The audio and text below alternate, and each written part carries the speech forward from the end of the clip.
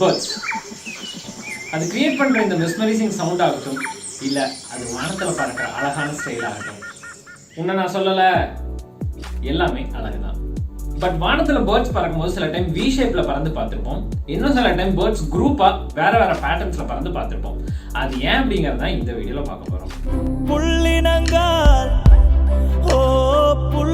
யூசுவலா birds ஒரு இடத்துல இருந்து இன்னொரு இடத்துக்கு மைக்ரேட் ஆகும்போது தான் வி ஷேப்ல பறக்கும்.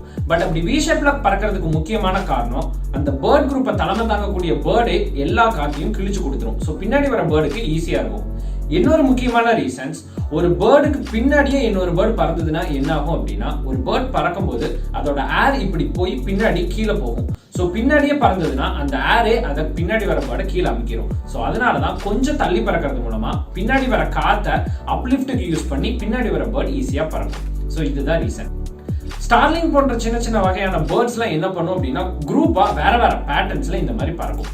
அப்படி பறக்கிறது மூலமா என்ன ஆகும் அப்படின்னா, பெரிகிரைன் ஃபால்கன் போன்ற பெரிய பெரிய பேர்ட் இதை வேட்டையாடாம ஈஸியா தப்பிச்சிடும். பட் இப்படி ஏன் பறக்குது, இப்படி பேட்டர்ன்ஸ் சேஞ்ச் பண்றதுக்கு எப்படி அது கோஆர்டினேட் பண்ணுது, வி ஷேப்ல பறக்கும்போது முன்னாடி யார் போறது அப்படிங்கிற அந்த லீடரை எப்படி செலக்ட் பண்ணுது அப்படிங்கிற எல்லா விஷயமுமே என்னமே மிஸ்ட்ரி தான்.